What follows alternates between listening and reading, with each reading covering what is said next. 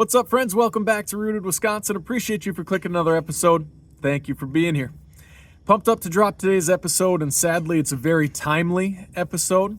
Our guest today is Dr. Ryan Martin, Dean at UWGB, and more central to our conversation today, an anger researcher. He spent his entire career virtually researching anger. We talk about what drives anger. We talk about the importance of normalizing communication about beliefs, and sometimes, so it seems like the lost art of cordial debate, keyword cordial there. Really interesting topic came up that I had never thought about the inverse correlation of the more gratitude you have, the less likely you are to speak up about things or to voice your opinion. Think about that for a second. That one really kind of threw me for a loop. And we talk about a really, the state of affairs today. And like I said, that's really poignant right now with some things that have happened recently. And I think it's more important than ever to embrace the mission of why I started the podcast in the first place, to bring people together with long-form communication. I think it's really important. We can disagree, but still care about each other. And talking through things in long-form conversation, as Ryan and I talk about in this episode, can really forge deep and emotional connections that come from conflict. It's a really important thing, and it's a lost art. And we're watching this on socials, and sometimes I think it's driven somewhat or in large part by social media. So a really topical topic today, and really excited to share. We also talk about his appearance on Theo Vaughn. I really appreciate and look up to Theo Vaughn as a podcaster. I think he does a great job, and having a guest that was on Theo's podcast is a big get for me. So I was excited to talk with Ryan about because of that. But more so after the conversation, I was excited about the places we got and how we can hopefully make a small positive impact for those of you that listen. So we appreciate you being here. Ryan has a new book coming out. He has a new podcast starting. Check that out. Find him on most socials as The Anger Professor. And before we jump into the episode, of course, a big shout out to our sponsors at Carouser. We had a blast tailgating at the Packer game the other day. Check out their website. Get some of their great products. Speaking of making a better environment and a better outcome for people, I firmly believe that less alcohol in people's lives is a net positive as well, and Carouser is helping out with that. Look forward to the CEO or the Commander-in-Chief, Dan Lawrence's episode coming up in a month or so, and check out their website and grab some Carouser. Without further ado, let's jump into it. Really important topic today. Open up your ears, open up your minds, and talk to somebody that maybe you don't agree with when you're done.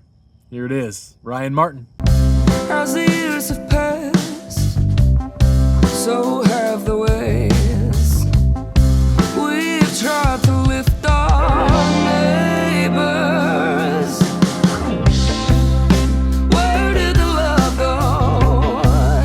Where did the talk end? We need some help to make this better again. Well, let's get into yours a little bit. Okay.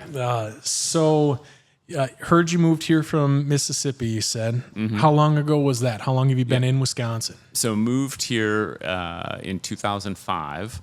I had actually lived here for a couple years prior to that at different stages. So I did a year at Lawrence University back in '94. And then 2003, I worked at UW-Madison for a year. So I was in this weird, from Minnesota, went to college in Wisconsin for a year, went back to Minnesota, went to Mississippi, came to Madison, back to Mississippi, then to here permanently. Okay.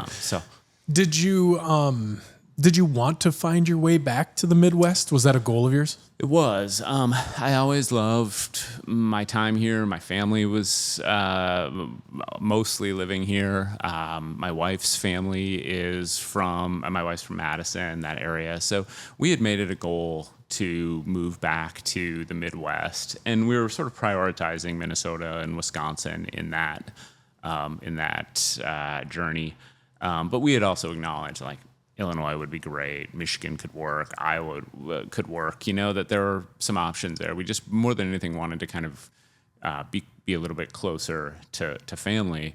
And at the time, I had a sibling in Chicago, and my mom and dad were in Minnesota, and my wife's family were in Madison and Stevens Point. So the funny part about this is that when I lived in Madison, it was the first time I was on the job search for academics. I was doing my internship at UW-Madison at the counseling center there. And we decided to go up to Door County for a long weekend. And as we were driving up, this was Memorial Day, so it was kind of the end of the job search. I was sort of acknowledging that I was probably going to have to do another year, that I hadn't gotten anything permanent yet. And as I was driving through Green Bay, we stopped in Appleton for dinner, and as we were driving through Green Bay, I said, Green Bay seems bigger than I thought. I wonder if there's anywhere here I could work. And then went to Door County, didn't really think anything of it, came home, and then the next year, Green Bay had a job that was pretty much perfect for me in every way. So at the time, I was a counseling psychologist, wanted to be a college professor. They had a job that basically was like a list of courses that I had either already taught or was prepared to teach, and it was just a great fit.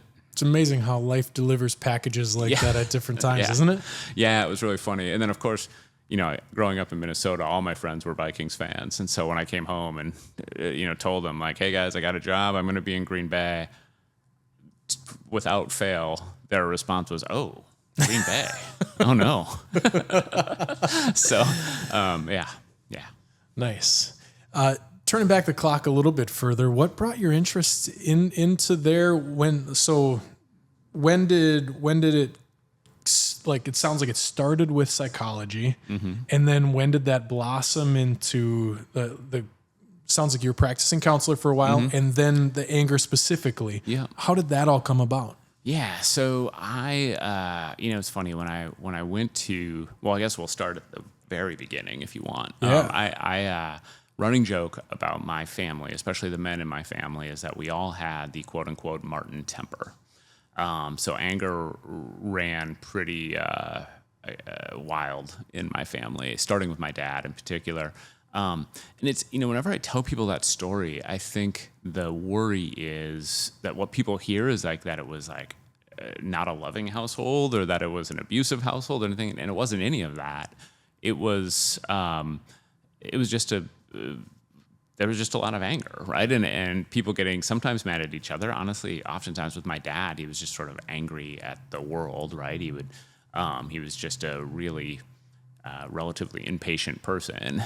And so I've been interested in it for a long time. When I went to college, I wanted to actually, I loved math, and I wanted to be a math teacher.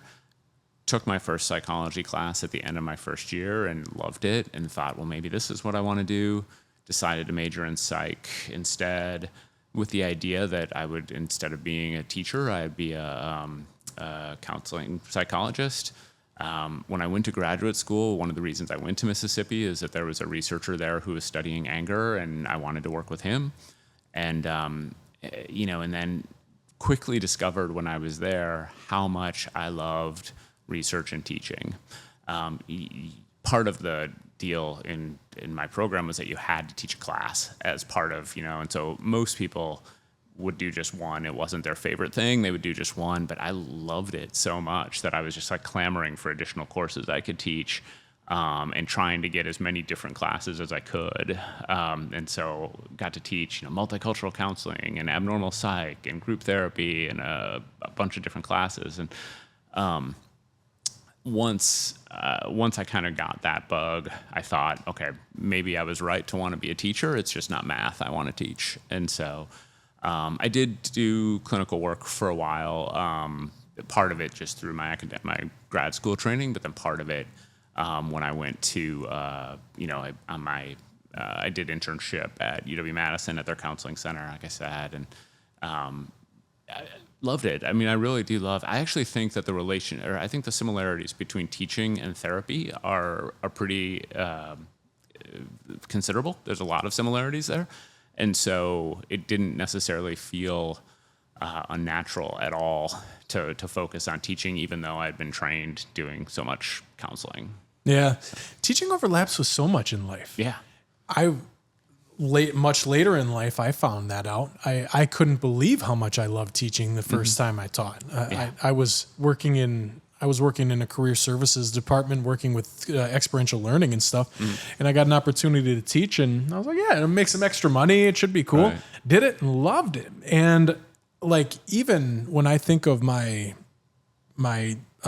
history in the private sector of working in marketing, there's overlaps there of supporting people. It's just the way you do it. Right. And in both, like in both of your instances, you're trying to empower somebody Right. to make Yeah. good decisions, positive decisions. And that's what we do. Yeah, absolutely. I mean, I always think therapy is oftentimes, I mean, if you really break it down, it's you're using language, you're using words to try and help people change. And teaching is a very similar practice, and it's just a very specific kind of change, right? I mean, like, you're helping them learn, but ultimately that learning it isn't just like learning stuff. It's sometimes learning how to do things, which is very much what therapy is. Sometimes it's learning how to trying to develop sort of particular virtues or particular qualities or whatever. So it's, in so many ways, it's a very similar practice as counseling. So it felt really natural to me. I loved being in a classroom. Over time, and this actually sort of started to happen in grad school too, I also became really kind of enamored with and interested in the administration of higher education. And I know that sounds a little strange, but I started in my second year. I was elected like president of the grad school, like of our the counseling psychology programs, student government. And so it meant that I was going to faculty meetings and working with the faculty and all these things. And I kind of got a sense for how important some of that work is to the future of students, and how there are a lot of really important decisions that are made that affect students in a really significant way. And I became really intrigued by doing that piece of work. So I always kind of had the plan. I don't think at any point did I think, well, I'm going to be a dean, or like, I don't know too many people who like grow up thinking that's what they want to do. But I was thinking, that I did plan early on, thinking about like, I think I'd like to be chair of the psych program at some point. And so that became available, I think, in my 6th year at GB. The chair decided she wasn't going to run again, and I thought, well, maybe I'll run to be chair. And then I ended up really loving that. It was a great job, and we were able to do a lot of good things. And then it just kept kind of evolving into I became the associate dean, and then did that for a few years during the pandemic, which was a treat, being responsible for scheduling during the pandemic. Sweet. Yeah, it was great.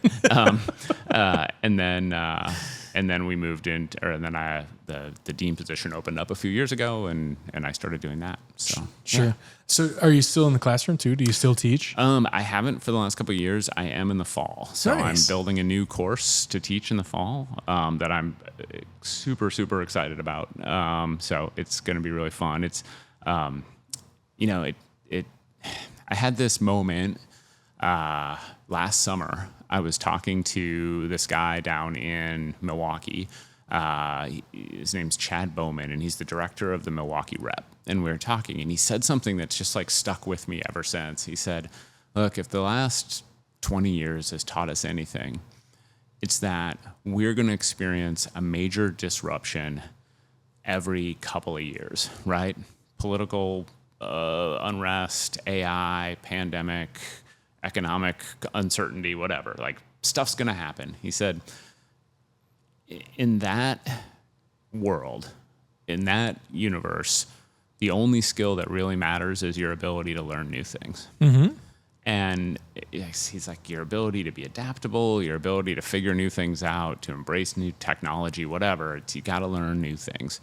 And I have been just kind of clinging to that. And so I drove home thinking the whole time, where are we teaching students at? Where explicitly are we? Like, the idea is that they get it, that it's like in the water somehow, that they'll get it over their time in college. But I want to know where where are we teaching them to be lifelong learners?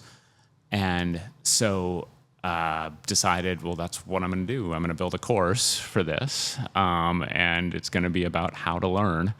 And we're going to encourage students to take it in their first year, and then hopefully it'll inform not just their time in college, but their time after college, that they'll be able to figure out, and how to keep learning and how to keep kind of learning things on their own. So that's the goal, is to teach them that. They get my kids are in the international baccalaureate curriculum at the, and both of them, well, one's in high school, one's in middle school. But a big part of that is that you do you do your own learning project as a student. You just pick a thing you want to learn, and you learn it. You come up with your own learning plan or whatever. So we're going to build something like that into this course. Students are just going to come up with a thing they want to learn, and they're going to have to teach themselves. Cool. So it could be, I want to figure out how to play the guitar, or I want to learn a language, or I want to learn how to code, or whatever. So. And then just using whatever resources they have available to them, they're going to start figuring that out. Nice. So, yeah. I've always wanted to know how to do a Rubik's Cube. Yeah. Yep. That's a good one. I'm going to move around so the light comes out. That's super relevant though, man. I oftentimes I call it being a curious problem solver. Yep. Like the value of being a curious problem solver transcends whatever you want to do in life. Like it will open doors for you if you just take the approach of wondering and then trying to figure out. Yeah. If you do that, it opens so many doors. Just that thing in itself. Yeah, I would argue. So the mission of our college, it essentially starts with which we wrote 2 years ago, is that we are curious and creative problem solvers. And that's what sort of unifies all of us. It's in the mission? Yeah. So the mission, when I say the college, I mean my college, Arts Humanities, so not UW Green Bay's mission. Okay. Yeah. The Arts, Humanities, and Social Sciences mission is that we're curious and creative problem solvers. And I would argue that's always been important, but right now, more than ever, I would say probably the three most important things that I want for our students is to develop curiosity, creativity, and a sense of community. Absolutely. And that students who have that in college, they're going to have a better experience, and they're going to be prepared to leave and do great things. I think that, we could talk about that in a billion different ways. I think probably most obvious right now is the AI piece, that I think people who are going to successfully navigate that are people who can build relationships, people who are creative, people who ask good questions, and are curious. I think those are the people who are going to continue to thrive. You have to know your value proposition. Yeah. You have to do something that AI can't do. Right. It's those things, the human elements of those things. You're Yeah. spot on. Absolutely. That's cool. I didn't know that was the mission. I'm going to use that. So I don't know if Yeah. you even know, my undergrad is from GB in College of Arts and Humanities. Okay. Is it? Org leadership. Okay. Excellent. Very Yeah. good. Yeah. So I'm going to use that. So, Yeah. that it wasn't written when I graduated, but, Yeah. being a curious problem solver, I'll definitely use that in the classroom, man. What happened is that it's interesting. The history of our college is that we, when the university was founded in the 60s, we had a college, right? There was just one. Yeah. And then over time, things kind of split off, and we split off professional programs at some point, and then we, kind of broke things apart. But so what we have in our college is sort of the remnants of the, kind of what was originally there, whereas, professional programs broke off, and science, engineering, and technology broke off, and business broke off. So sometimes people in arts, humanities, and social sciences, they feel like we're kind of the leftovers, right? We're just like the remnants, and there's nothing really that ties us together.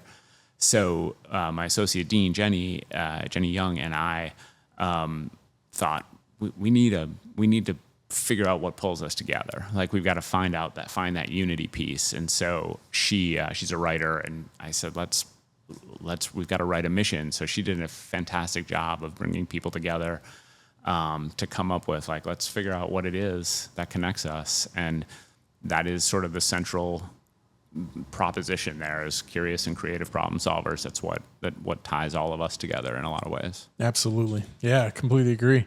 Let's get back to that Ryan Temper or the Martin Temper a little bit though. Yeah. That's cool, man. So even when you decided that psychology was the route for you, it was with the undertone of anger, being central.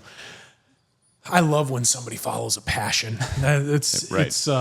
It's just so heartwarming to be satisfied with what you do on a day-to-day basis. And that stems from picking something you care about. Right. So I guess a two-part question. How did the Martin temper come out in you as a younger adult or even younger than that? And how has it developed the more you've learned about anger? Because you mentioned the word impatient earlier. And I think that's where a lot of anger stems from. I mean, you're the expert. You tell me, but how did it come out and how has it developed? Yeah, when I was young, for me, it came out mostly in a lot of I would get mad and I would yell. That was my go-to when I was a kid. Not necessarily at people, but just sort of at the world. I do think a lot of kids, I took probably more out on my parents than I wish I had, especially my mom, and so, and I really regret that, 30 years later, still wishing things had been different. 35 years later, still wishing things had been different. But over time, I really learned to. It's funny. I had a conversation with a guy at work, and he said, this was about 10 years ago. He said, a lot of people think that you study anger because you want to know what other people feel. That they just don't see me as an angry person. They see me as a relatively chill person, which is funny because I would describe myself as angry all the time, right? I mean, there's so much to be angry about. I'm really, really, really type A, right? And so I am competitive, I'm impatient, and I think for me though, I know that about myself. And so I'm able to be really mindful about when I'm likely to experience anger. I'm able to be thoughtful about what to do with it when I am feeling it. And so it's relatively rare that I sort of let it get the best of me, even though internally I'm kind of feeling okay, I wish things were happening faster. I don't like this, I don't like being slowed down and whatever. And so I think for me, the way I've been able to manage it for a long time is by knowing that about myself and being able to I guess challenge the thoughts I'm having when I get frustrated, but then also sort of direct that anger into problem solving and direct it into the energy it gives me into other things. Okay. That's interesting, man. So how much of anger in your research and learning throughout the years, how much of anger is learned as opposed to just inherently in the human? Yeah, that's a good question. So it's, as I'm sure you know, it's going to be a little bit of both. Yeah. That we do inherit some, a genetic predisposition to, it's probably not so much anger specifically as it is just to be emotional. That we inherit a tendency to react with heightened emotionality in particular circumstances. A more active sort of fight or flight response to things. But then the part that we learn is pretty extensive, right? Because what you see is that sometimes, sort of a golden rule of emotions is that we get, that we direct or we learn our emotional responses from our caregivers and from the world around us. And so that could be what we call display rules, meaning I learn what's an appropriate way to display my anger, an appropriate way to display my fear or my sadness or whatever. And so we learn that from our caregivers just in one of two ways, either through modeling, right? I see my dad yell, so I decide this is what you do when you're mad, right? Or through some sort of conditioning, right? So, I yell and then I get in trouble for it.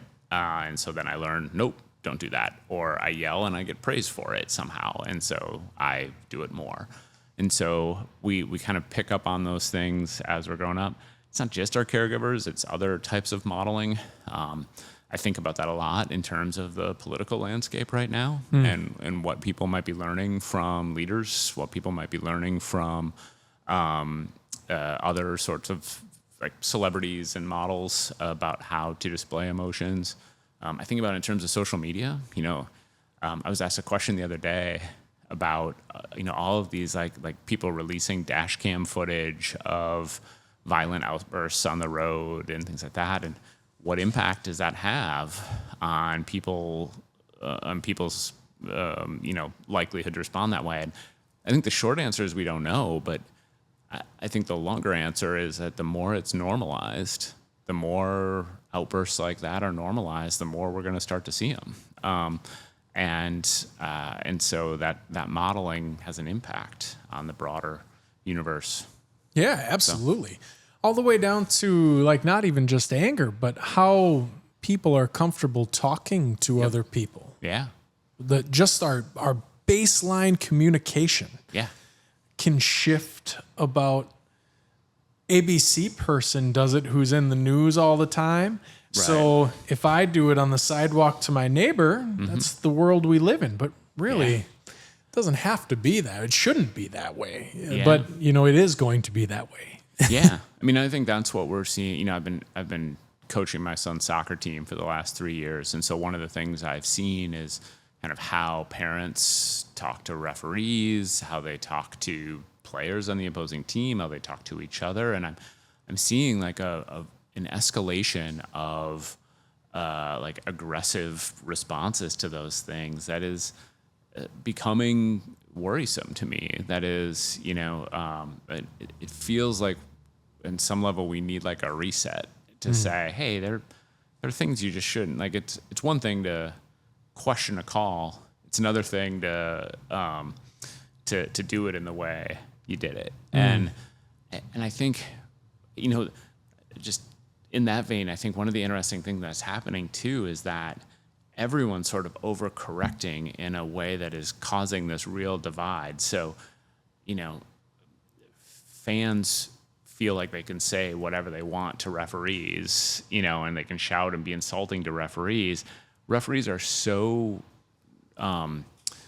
averse to that the second a parent questions them, they sort of double down and they push back and won't even listen. And so and I realize we're not here to talk about soccer, though it is the greatest sport in the world. I will tell you that the thing that I think that's probably a microcosm of what's happening in a lot of cases. Like people are sort of standoffish with one another in a way that they're always, no one ever, that's exaggeration. People rarely assume good intent. And because of that, like the divide is happening even before the interaction in a way that's unfortunate. Yeah, and then with that divide in place, it makes like commonality harder to achieve. Yeah. When in reality it's so close and it's so apparent and it's always there. Yep. Yeah.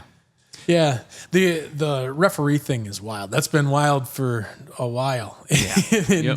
in youth sports, like you see there are online videos of that all over too, of people chirping the ump behind the plate or something in a fifth graders playing baseball. It's like they're fifth graders, man.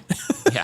Yeah, I know. This is not it. It's tricky. It really is. And I think the part that truly worries me and why I'm like kind of hung up on this is I think, so I grew up playing sports and I love them and I think of all of the good, positive ways, positive impacts they can have on people. And it's actually a place where I think kids can learn a lot about, honestly, related to referees specifically, they can learn a lot about justice and unfairness. And they could learn about how you handle those sorts of disputes in a healthy way, and that there's a difference when you get fouled. There's a difference between screaming at the ref and going up to the ref later and saying like, hey, like this guy took me down and you didn't call it. Can you tell me what you saw? Like those things are fundamentally different. We're not teaching kids that second way. what they're seeing is the first way, and refs are reacting to that. And it's too bad, because there's opportunities here to actually, again, reset and have, like, use that as a place where kids can learn healthy communication, healthy conflict. But we've now hit a point where, I was actually at a parent meeting recently, we've now hit a point where refs are so sick of being abused, understandably, that they're reacting with, we just don't take it at all. We just give you a red card and you're done, right? And that's not a great outcome either, right? Like, we're missing the opportunity to have like a training ground to talk about like healthy conflict, and instead we're giving that up because we just can't seem to get back there. So. Yeah, absolutely. How much of it, like, what does ego play into it on both sides? Yeah, a great question. I think a lot. I mean, I think when you think about there are a couple different sort of thought types or ways of things that are happening internally that lead to anger. And one of those is a tendency, it's like demandingness or entitlement, some version of that, right? And that's going to be driven by ego. So if you think that you deserve, on some level, like special treatment, or that if you think you're sort of a special person who deserves things that other people don't get, you're going to get angry more often. You're going to get angry because your food doesn't come fast enough. You're going to get angry because there's people in your way slowing you down. You're going to get angry because you didn't get the call you wanted. I think all of that is part of that anger response.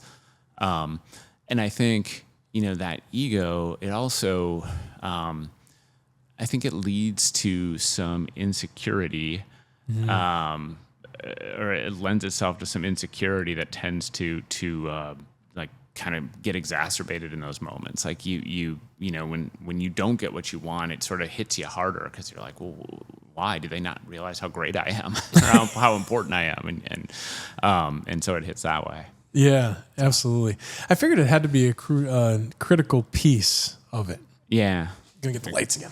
You need a ball that you can just throw over there. Yeah, it's funny. I thought about that this morning. I specifically thought about this little football that my son has. Yeah.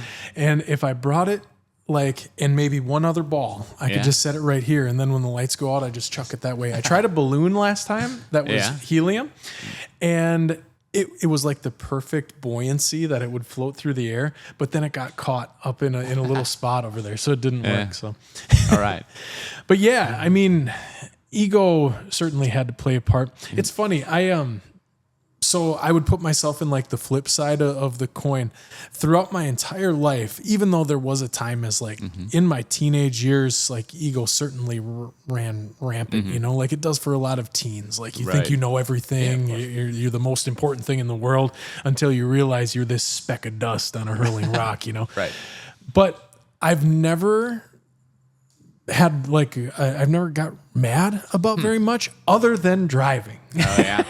It's like my wife gets after me about it all the time, because it's really true. As soon as I get behind a wheel, I get upset about these people, hypothetically maybe even making the wrong decision, doing something that, why would you be in the left lane driving this fast when you're not over there? And I don't know. That's not ego. And I saw part of your conversation. I think you talked about this with Theo about how it's well, you tell me. What does that mean? Like, in most realms of my life, super easy going. Driving, pissed. Well, part of it is that, so there's this debate amongst personality and social psychologists, right? Two sort of different groups of psychologists.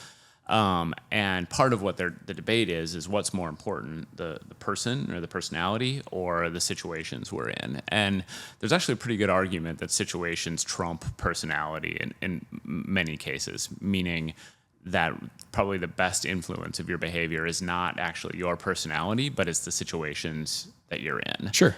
Now, there's a whole fascinating kind of way of thinking about that. But what I'll say is that from a anger perspective, it's hard to imagine a more provoking situation than driving. It just is. I said this in the TED Talk. if you were an evil genius and you wanted to create a situation to make people mad, you would create a situation that looks like driving. And the reason is, one, it's anxiety provoking, right? Driving is just inherently dangerous. And whether we realize that, and sometimes it seems like a lot of people don't realize that, but it is, and it's a dangerous thing, and that kind of elevates our physiological state. It makes us more prone to react negatively when we're provoked. We are, by definition, on our way someplace. And because we're on our way someplace, it's really easy to have our goals blocked. It's really easy to have other people get in the way. That's the piece I was thinking about. Yeah. Yep. It's really easy for things to interfere and to block those goals. And that's one of the primary reasons we get angry. It's that impatience part, that like when my goals are blocked, I'm likely to get frustrated. And then add to that, you've got all these other people on the road. You've got these sort of, yes, there are written rules of the road, but there are also all these unwritten rules. And the example I always use is like, for me, I don't know how many police officers listen to your show, but for me, 9 over is what I usually set the cruise at. Ditto. When I'm on. Okay, good. So what that means is that you and I could drive on the interstate and probably be okay. Like we wouldn't be frustrated by each other because we're agreeing on the speed. But if somebody comes up behind us and wants to get past us because they think that the right speed is 15, well, they're going to get mad at us. And if we run into someone who's driving 5 over, we're going to get mad at them, right? Yeah. And so, yet all of us are breaking the law. Like none of us, we've all just set our own sort of arbitrary rule about what the right speed is, and then we're upset that other people aren't listening to our arbitrary rules. Yeah. And there's lots of those. There's lots of those on the road where people have different views about what is and is not like an acceptable speed to go, an acceptable way to drive, how close you should be to the car in front of you, how early you have to signal, when you say all these different things. And people let that all those rules, those unwritten rules, they let them get to them. So I think like for you and honestly for me, like this is a situation where, here's the interesting thing for me when I'm driving is that I'm actually more often than not relatively relaxed when I drive. There's two things that gets me. One is when people do things that are overtly dangerous. Yeah. That bothers me. Like there's a piece of me that does that. This where the sort of justice piece kicks in for me of, look, like this is you fundamentally destroy a person's life by harming them, all because you were going to miss your turn or whatever. Like you just go around the block, like you don't, So there's that. The other thing, and this is so silly, and I like know it about myself. When I start to run low on gas, I start to have this like real intense like internal panic moment, and it makes me so frustrated by all other drivers in that moment. Because I think what's happening is that I've decided this is like, I might run out of gas, and that's going to be like a disaster for me. And so everything that interferes, like everything that blocks my goals or whatever, feels like a thing that's going to make me run out of gas. And so I've actually started to, by and large, I gotten to a point where I just say, I don't want to let myself get in that situation. I'm just going to always at a quarter of a tank is when I decide it's time. And that way I'll never find myself like in that zone where I get frustrated. That's funny. Yeah. My wife is cut from that cloth, and I'm more like Kramer. You know the episode of Seinfeld where he's like, "What? We're gonna keep going," and they just keep passing exits. I'll run it right down. Yeah, that's super stressful to me, man. Yeah, part of that nonchalantness, I guess. Yeah. For me, it's the people who don't set the cruise control. And then they go like 80 and pass you, and then they get in front of you, and then my cruise control's set, and I drive up to them. And then I drive around, and we exchange glances. And then they pass me again, and I'm like, just push the button. Yeah. Yeah, I get that. Yeah. Man. But yeah, there's all those external forces that come into funny example is I went to a concert in Madison recently with a friend of mine who will remain nameless because the story, he's an erratic driver, very fast. We were running a little bit late and we were going extremely fast. And I consistently the whole drive to Madison put myself in the shoes of the other cars. We got beeped at several times. Like he was driving erratically. And the best part about it, or like the most like thought-provoking part about it for me, was being in the car and watching him, because I would never drive like how he was driving, but I was a passenger. So we were just talking and watching him navigate it, knowing that if I was in all these other cars, I'd be upset because at times he was putting people in danger, making not the best decisions driving. And he was blissfully ignorant of the entire situation. Yeah. So there's this chain effect of all of these upset people, and he was unaware. We were talking about life, telling jovial stories. He was very happy the entire time. Wow. Yeah. And just wanted to make sure that we made our dinner reservation before the concert. Yeah. When all of these other people, like who had all this other stuff going on, were absolutely pissed at him for driving the way that he had all the way. Yeah. And he was blissfully unaware. And then I thought about myself in all those situations where okay, the person who doesn't have their cruise control set is talking to their grandma that they haven't talked to, and she's coming across the speaker, and they're so happy that they have no idea what else is going on. And that's the fine line, right? Yep. Where and what does that line look like between, of course it's different for everybody, it's going to be unique, but between empathy and compassion and all those unwritten rules that you force onto other people, that's a whole nother conversation about being unrealistic because we didn't even communicate them in the first place. That's a big part of marriage. Yep. Where's that line between empathy and compassion and I'm right, you're wrong? Yeah. Well, real quick, let me tell you. So, funny thing about, so I used to do some research on driving anger, right? And why people got angry. And one question we asked in every survey is, on a scale of 1 to 100, 50 being average, how good a driver do you think you are? Okay. And, 50 is average. So you would think that, if people were thoughtful about this, most people would put themselves around that. I rarely would get answers below 80. That everybody thinks they're a great driver. Did you also ask how would you rate everybody else? Yeah, I did not. And that would be a great question. Because I'm pretty sure that everyone else is, below 50. Yeah. And it's like, look, we can't all be great drivers. There's going to be a normal distribution here. And we're not all 80s and 90s. And so there is something about people are naive to what their deficits are, what their strengths are, that people tend to think they're really good. And I remember actually talking to a friend and I said, I feel like people don't like me on the road. And they said, well, that might be because you're a bad driver. And I was like, or it might be that everybody else is a bad driver, right? It might be that I'm being careful and they don't like it. Well, there's a lot of subjectivity in there, right? Because if you ask him about that trip, he's probably 10 out of 10, right? Yeah. We made the reservation. We did, nobody got hurt. We didn't get a speeding ticket. Yep. Maybe he's a 10 out of 10, when in reality, most people aren't thinking that.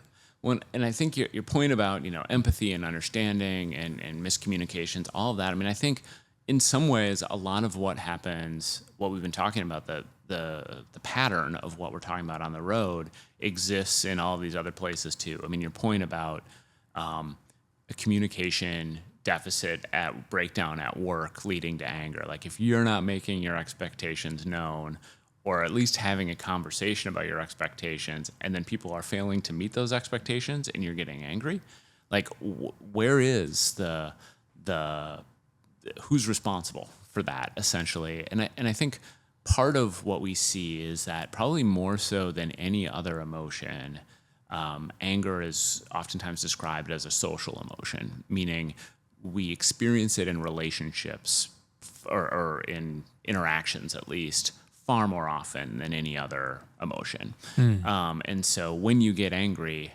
by and large, you're typically angry at another person. And that isn't necessarily true with fear or sadness or curiosity or all these other emotions that can happen in different ways. And so what that means is that, like, when you get angry, and if you have an anger problem, or if you're getting angry regularly, it's quite contextual. It depends on the circumstances. It depends on the nature of those interactions you're having with people, and there's always something that that you probably fed into that system somehow. And it might be, I didn't communicate very effectively, or it might be, hey, I was feeling really, really anxious already, and so I just, I brought that into the situation. It might be, sleep deprived, and so I was quicker to respond negatively or whatever. Like, there's all of these different factors, and there's things you bring to the table, and then there's things other people do. And so much like on the road, where there's lots of those things, in any of our interactions, there are going to be those things. So that kind of brings us to a spot I wanted to talk about today. We talked about the missions of both of our shows earlier, and underlying to sharing the stories of the people of Wisconsin, a lot of the place that I get satisfaction and where I see value is in just the communication piece of it, and using that to bridge these gaps between people that we mentioned earlier. I think it's very powerful. Now, getting people to listen to something for an hour and a half is difficult, right? But the people who do, I like to think, are positively impacted by the conversation that we have, because I don't filter by some of the traditional ways. Like, I'm not filtering by political belief system or whatever. Like, I filter my guests of, like, cool conversation. And if it's going to happen, like, we're going to do it. So what, you brought up the relationship there between effective communication and anger. Balloon that out a little bit to a societal level. And pretend, this is a big pretend that the reception barriers aren't there. Like, at any time we could get the entire populace to listen to an hour and a half of something. Yeah. Does that effective communication and the ability to eloquate something effectively, to have an understanding of an unwritten rule of society, or whatever these things are that people make people angry, does that have the ability to impact change positively with these undertones of tenseness and anger and the things that make you uncomfortable about society? Does it have the power to do that? I think it could. I think right now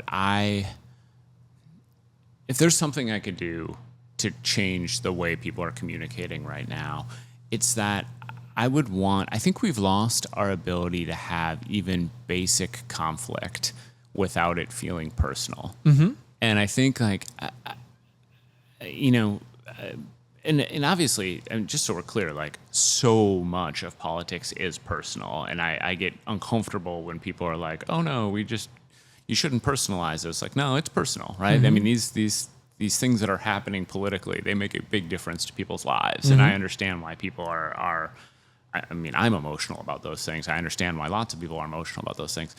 But I also think that within that, we've actually really kind of lost our ability to have, like, to disagree and have it, I guess, and I guess for that healthy conflict that I was talking about. Like, we've lost our ability to communicate in a way that isn't aggressive. And I think in some ways, part of what needs to happen is people need to be sort of retrained a little bit to have some of those conversations. One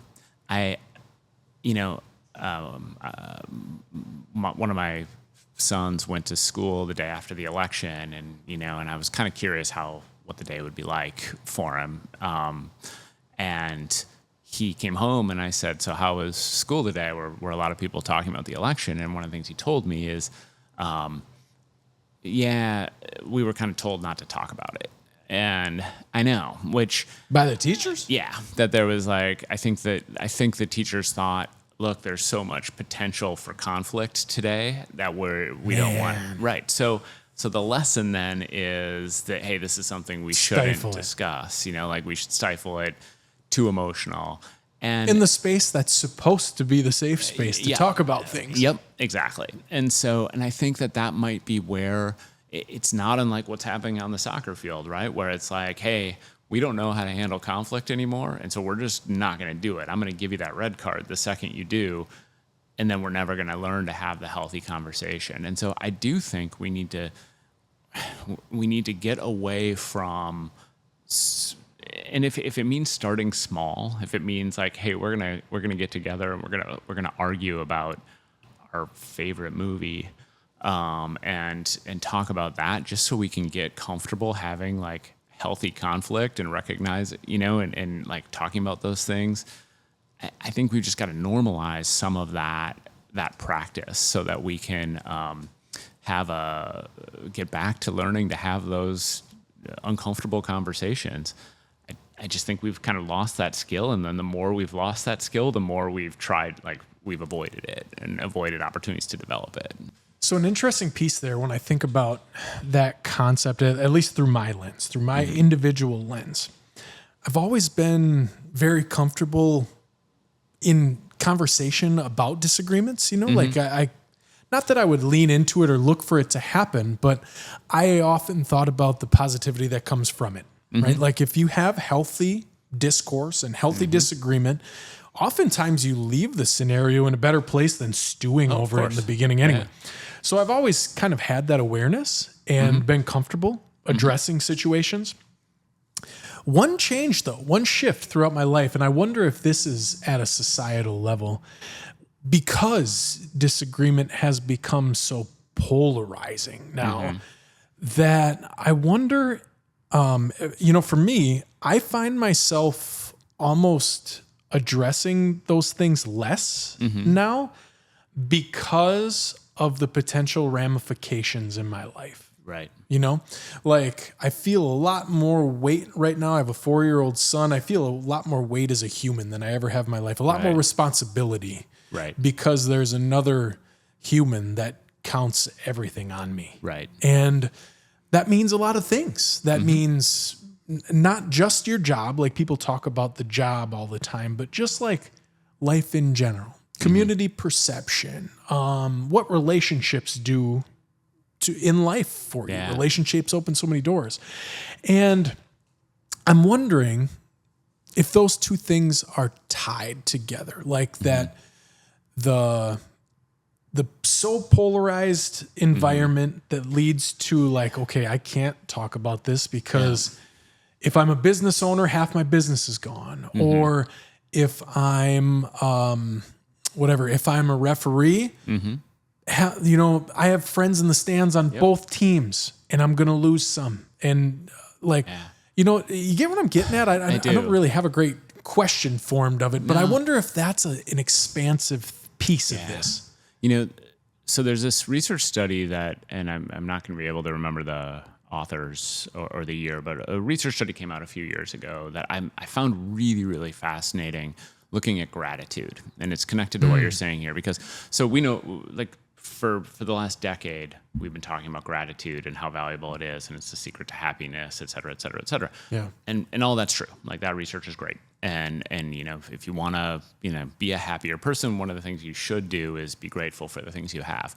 There is a consequence to gratitude, though. And what this study found is that people who are thankful for what they have in their lives are much less likely to take bold stands for exactly the reason you're describing.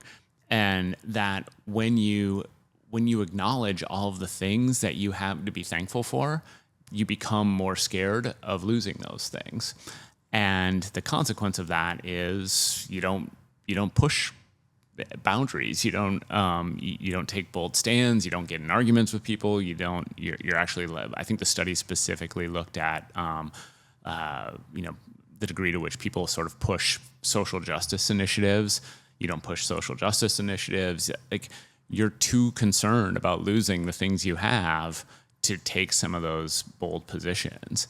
And so there's a danger or a potential danger in that, or a potential downside associated with that. Now, you weren't talking about gratitude necessarily specifically, but I think it connects in some ways to what you're saying. Like, you feel this pressure because you've got things and people in your life who care about you and are depending on you, that it becomes harder to do some of the thing, to like have those tough conversations because you don't want to lose some of those things. That's fascinating to think about, man. Yeah. Fascinating to think about, because if I put that on the timeline of what I'm talking about, I've always been by nature pretty like filled with gratitude. Like I love life. Yeah. I've been fortunate in a lot too. of different ways. Yeah. But you know, when I was more apt to make a stand and take that, I had far less physical things, and like my gratitude stemmed from existing and having a voice and having an opinion.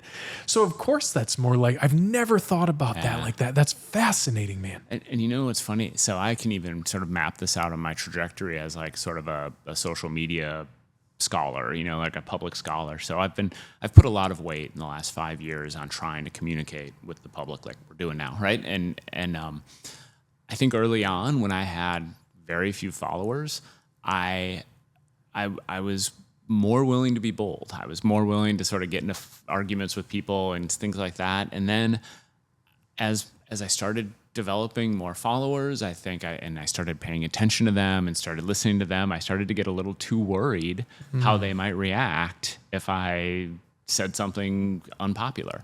And so I started to, I think honestly, like if I'm thinking back on it, I think I became a little less bold in some of the positions I was taking. And the funny downside of that is I actually think that alienated followers more than anything, like that they sort of felt like, oh, he's kind of being a wuss now, you know? Like, you know, and so, sometimes things can come off as inauthentic too, yes, and that's a exactly. big deal. Yeah. And so I think, you know, one of the things that I've really tried to prioritize lately is worry less about that. Worry about the message that you're trying to put out there. Pay attention to that. Think about that and try and communicate what you want people to hear. And don't worry too much about how they respond to it.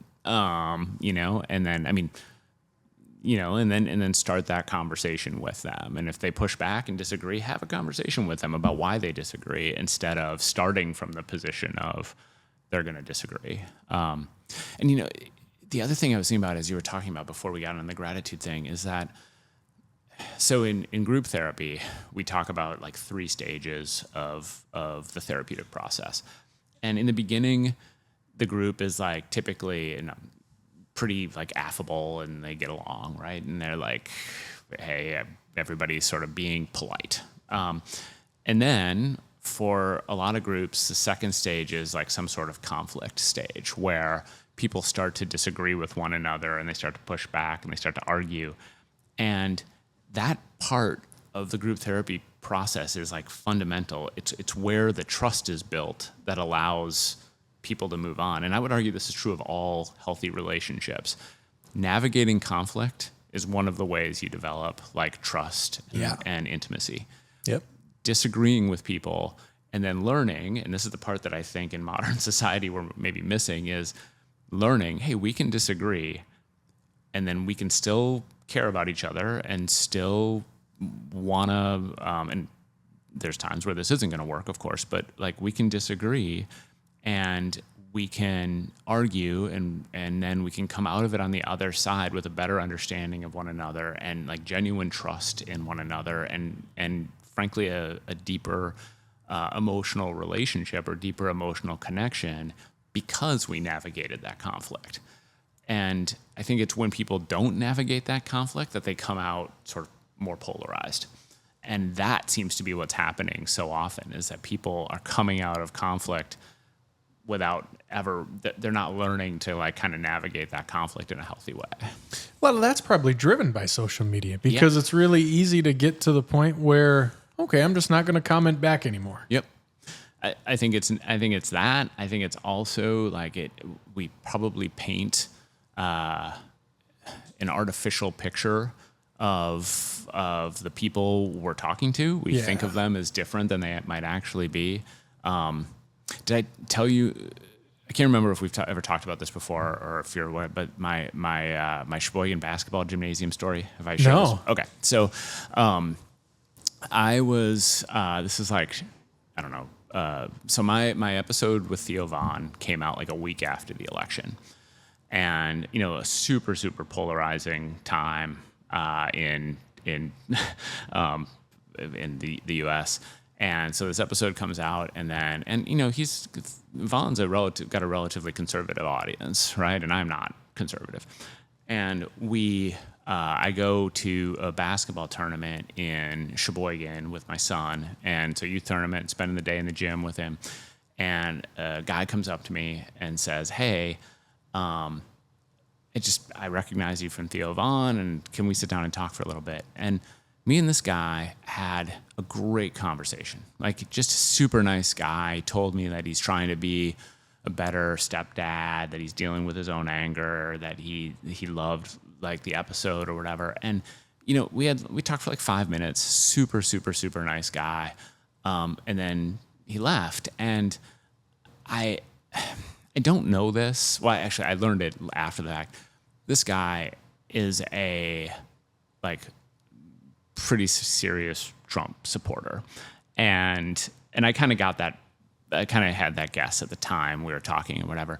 But I think what was really interesting about it, though, is so here's a guy that I don't agree with politically at all, and that we probably don't have a lot in common in a bunch of different ways. Yet we were still able to have a really thoughtful, personal conversation about stuff he's struggling with. And my worry is that so often we're driven away by these differences that we have, that we don't ever get to a place where we can have those conversations, that we can talk about something important.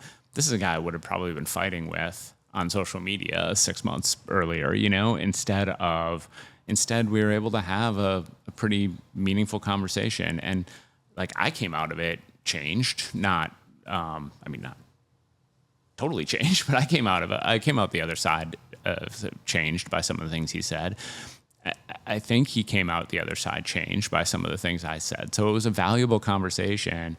I don't think me and this guy would ever be best friends, but we were able to do this, and it all stemmed from the fact that we didn't lead with our differences, right? We led with the things we had in common, which is him being really interested in learning more about anger and being curious, actually back to where we started. Right. Well, and that's proof in the pudding that's the question I asked earlier, man. Right. That's the question of that person took the time to listen to something for an hour and a half. Yeah. And then like that concept of course it's true. It's so easy to forget when we put everything, like our brains are made to compartmentalize and put things in little boxes because we like to understand. It's human nature. But at the same time, just because you're in this one particular political box doesn't mean that there's not another box that you and I both sit in as a dad, as the type of work you do, as whatever it was. But that's the exact proof in the pudding of like, okay, if we can get some people to spend some time and talk back and forth and just reflect a little bit and be willing to not poo-poo something that isn't whole, like 100% exactly what you do. Right. It's super valuable, man. Yeah. So how did kind of building on that, how did the episode with Theo come up? So Theo, I love Theo's podcast. I think he does a great job. So I actually take some creative direction from what I do from his podcast. So like, how does that even come about? That had to be so cool, dude. Yeah, it was amazing. Yeah, he. So it's kind of a funny story that he.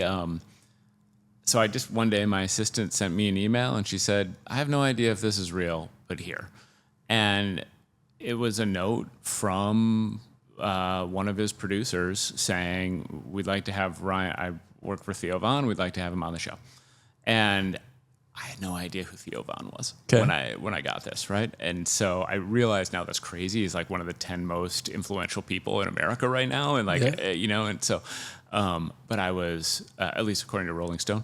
When he had Bernie on and then a week later had Trump on, I'm like, okay, he's got some weight. Yeah. So that was wild. The crazy part about that is that I did the interview with him like a week before those two episodes.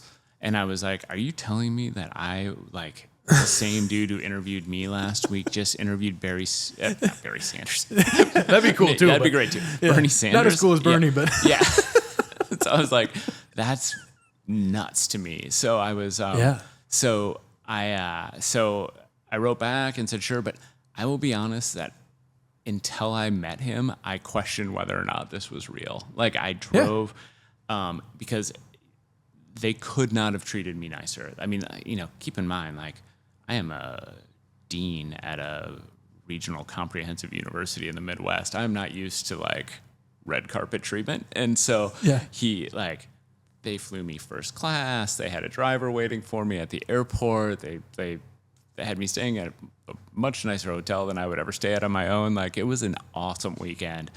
And I was still so stressed out about, because, once he asked, I started listening to his show and,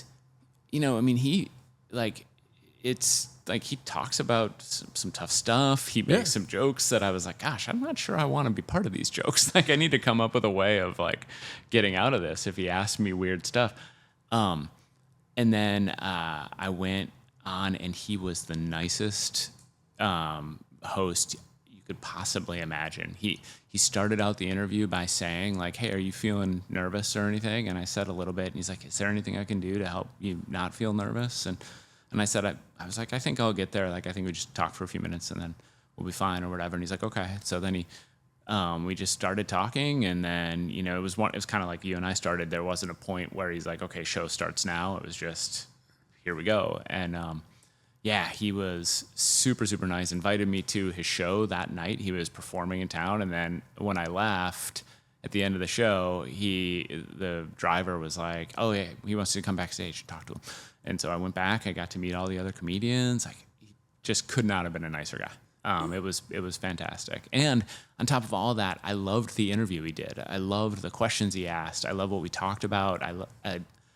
I felt in that interview like I felt like the depth behind his questions, that like this is a sensitive guy who's super smart, who I think sometimes kind of plays a role for his comedy that isn't really who he is, or maybe it's a version of who he is, but you could tell that like there's some demons there maybe, and that he kind of shared with me during the interview, and I just thought he was a super, super fascinating guy. Yeah, for real. Yeah, and that's there's layers to the onion with everybody, right? Yeah. And it's hard not to. When you get to that level, what layers make your money. Yeah. And you let those layers have a little bit more, weight than some of the others. But I can see that. You can feel that in his interviews. Like you I mean, it's funny you talk about the two political candidates there, and I mean he made it seem completely normal to talk like the owl joke, the cocaine owl joke with Trump on, is one of the funniest pieces of content I've ever seen in my life. Like, and he just completely indifferent of who was sitting in front of him. Like, funny thing to say. Trump didn't even get it, and like it was so funny. So I'm glad to hear that was the experience. Yeah. No, he was great. He was really interesting. Super. I was like honestly kind of bummed when it was over. Like it was a fun deal. I bet. Yeah.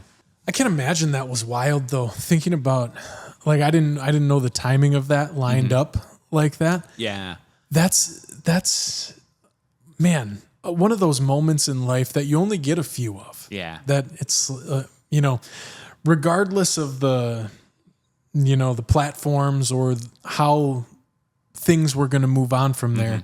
It's like, okay, 2 weeks ago he interviewed who? Yeah. And I'm here, and then next week he's doing who? Yep. Yeah. What are we going to talk about?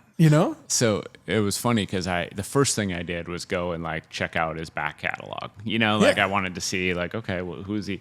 And so, I went and looked at some of the people he'd had on and listened to the, and some of them were honestly, because one of the things I actually really do love about him, appreciate about him is like the diversity of his guests, For sure, yeah. I mean, he's, And so, there are a bunch of people I never heard of. So I listened to the Dak Shepard episode that had That was a pretty good one. Yeah, it's a great one. I really liked it.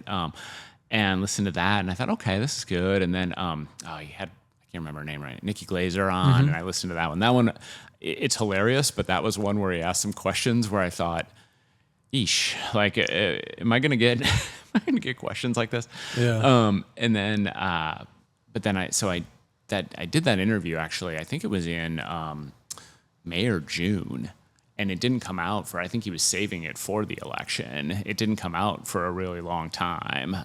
But in the meantime, he had interviewed Trump and Sanders and all these others, as over time. And so as I was watching him grow and grow and grow, and it was. But you're right. I mean, this is like a once in a lifetime kind of thing. Got to go check things out, and it was cool. And he reached out to you, said, "Come on, Yeah. another one of those life's packages." Yes, yeah, exactly. Yeah, yeah. So it was great. And then actually, he also, I think, a couple days after me, Scott Galloway was on, he's a professor at NYU, does the Pivot podcast. He's and so just a super, super fascinating interview that kind of shifted a lot of my thinking around anger and around masculinity and stuff like that. A really good interview. But then I went on Scott Galloway's podcast a couple days later through that. Galloway saw me on a show and contacted me, and so it kind of got to build off that, which was fun. Got it. Yeah. He's unfamiliar to me. I haven't heard the Pivot, not the Pivot, the retired sports guys. I'm like Ryan Clark and them. No, different. The Pivot. Yeah, I think so. I was less familiar with his. I was less familiar with him. He had the most popular TED Talk in the country this year, in the world this year. Okay. And it was really interesting. There's some things about Scott Galloway that I'm not crazy about. Much like Theo, I mean, people are complicated. There are things about him that I'm not crazy about. But I think his TED Talk is about how we're leaving young men behind.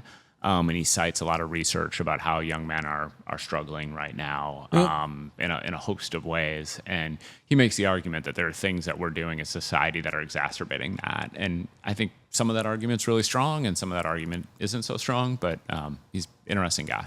So. But that discernment's okay. That's exactly what we're talking about. Like it's kind of a pipe dream to my best friends in the entire world, I have things that I disagree with them about, Yep. And I think that's probably the path forward. The path forward is just being okay with that. Yep. And discerning where your beliefs lie, being confident in where they are, and then figuring out which ones you're willing to, shout from the mountaintop. Yep. Yeah, absolutely. All right, man. Well, it was great chatting with you. Yeah, it was great talking to you. Thanks so much for having me on. This has been fantastic. Absolutely. Good luck with the pod. I hope everything goes well for you. Thank you very much. Same to you. And this is great. All right. Take care, Ryan.